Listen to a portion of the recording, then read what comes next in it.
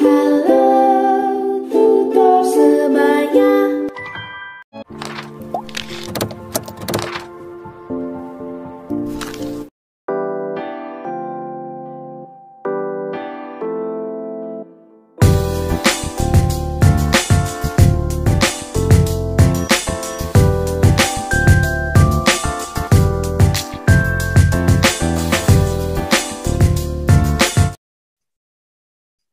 Halo Mavers, kenalin nama aku Rani. Di sini aku bakal jelasin materi tentang distribusi hipergeometrik.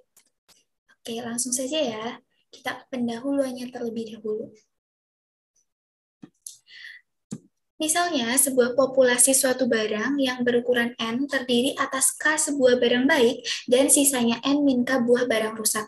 Kemudian, diambil sebuah sampel acak berukuran N dalam kurung N kurang dari atau sama dengan N secara sekaligus.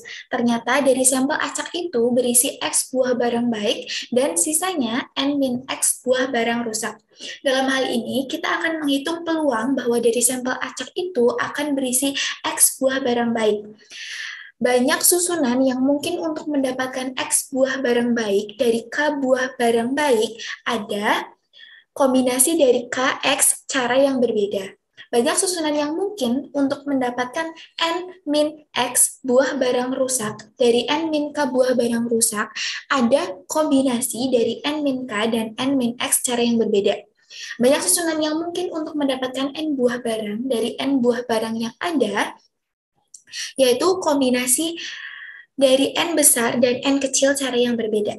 Nah, di sini maka peluangnya bahwa sampel acak itu akan berisi X buah barang baik adalah P, X besar sama dengan X kecil, kombinasi dari KX, dikali kombinasi dari N min K dan N min X, per kombinasi dari N besar dan N kecil. Nah, selanjutnya kita ke fungsi peluang hipergeometrik.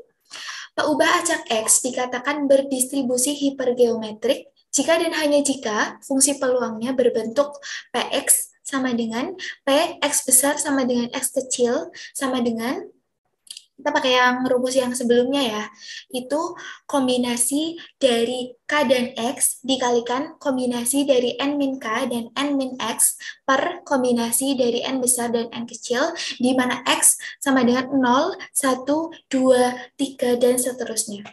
Peubah acak X yang berdistribusi hipergeometrik disebut juga peubah acak hipergeometrik. Itu ya. Nah, di sini saya jabarkan penjelasan dari rumus ini itu rinciannya itu apa aja. Nah, di sini penulisan notasi dari peubah acak X yang berdistribusi hipergeometrik adalah seperti berikut ya. Artinya, peubah acak X besar berdistribusi hipergeometrik dengan banyak barang baik dari sampel acak itu sebanyak X kecil. Nah, banyak barang dari populasi itu sebanyak N besar. Nah, N besar berarti populasi. Banyak barang dari sampel acak itu sebanyak N. N kecil itu adalah sampel acaknya. Nah, terus banyak barang baik dari populasi itu sebanyak K. Ini ya, K kecil ya simbolnya. Nah, terus kita ke parameter distribusi hipergeometrik.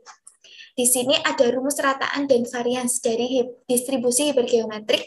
Yang pertama, ini adalah rataannya, rumusnya adalah N dikalikan dengan K, N kecil dikalikan dengan K per N besar. Dan yang kedua itu adalah standar deviasi atau variansnya. Itu sama dengan N kecil dikali K, dikali dalam kurung N besar dikurangi K, dikali dalam kurung N besar dikurangi N kecil, per N besar dikuadratkan, dikali dalam kurung N besar min 1. Nah, ini kalian harus ingat ya, karena rumus ini sering dimunculkan di soal-soal latihan. Terus kita beralih ke sifat-sifat distribusi hipergeometrik. Di sini ada 4 ya, sesuai dengan buku sumber yang saya ambil, yaitu yang pertama, distribusi ini hanya memiliki dua hasil yang mungkin muncul.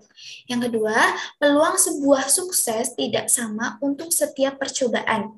Yang ketiga, distribusi ini dihasilkan dari perhitungan jumlah sukses dari sejumlah percobaan. Dan yang keempat, distribusi ini digunakan ketika pengambilan sampel dilakukan tanpa pengembalian. Nah, poin 4 ini harus kalian ingat. Nah, tidak hanya poin 4, poin 1, 2, 3, dan 4 itu juga semuanya harus kalian ingat. Tapi ini ya, distribusi ini digunakan ketika pengambilan sampel dilakukan tanpa pengembalian. Nah, itu diingat-ingat. Terus di sini saya sediakan dua contoh soal supaya kalian ada gambaran terkait distribusi hipergeometrik ini. Nah, yang pertama itu, dari suatu kotak yang berisi 40 suku cadang, 3 di antaranya itu rusak. Jika diambil secara acak 5 buah suku cadang, tentukan peluang sampel tersebut berisi satu komponen rusak.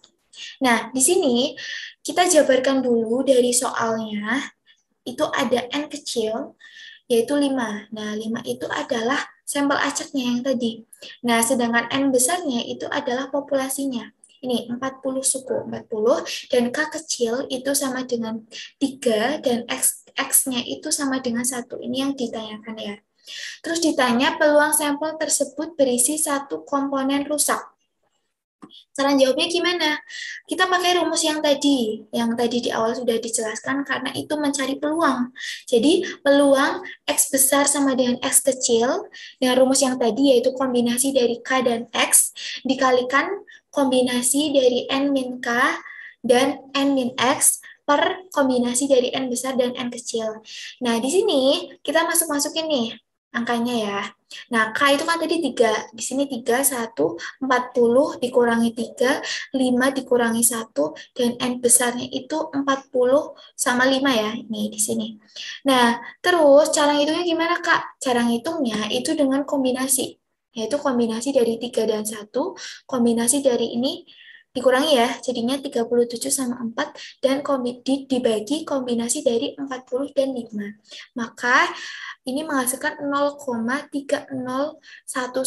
Nanti kalian bisa cek ya dengan cara kombinasi bisa orek-orekan. Nanti hasil akhirnya itu 0,3011. Nah, selanjutnya kita ke contoh soal yang kedua.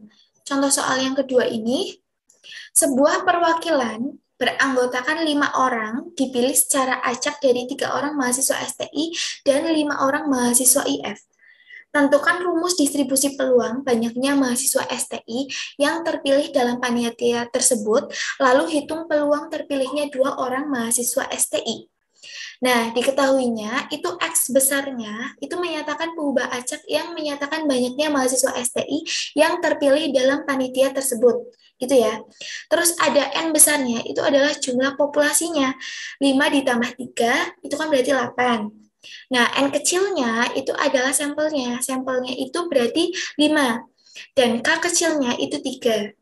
Nah, cara menghitungnya itu kan tadi disuruh cari peluang kan. Nah, cari peluangnya kita menggunakan rumus yang awal tadi. Rumus yang awal tadi itu yang seperti ini. Ya, ini harus kalian ingat ya rumus ini ya. P, X besar sama dengan X kecil, kombinasi dari K dan X dikali kombinasi dari N min K dan N min X per kombinasi dari N besar dan N kecil. Nah, kita masuk-masukin nih. Kombinasi dari 3 dan 2, 8 dikurangi 3, 5 dikurangi 2, per 8 sama 5. Nanti caranya itu sama ya, seperti yang tadi. Kita tinggal cari aja kombinasinya, lalu menghasilkan 0,53.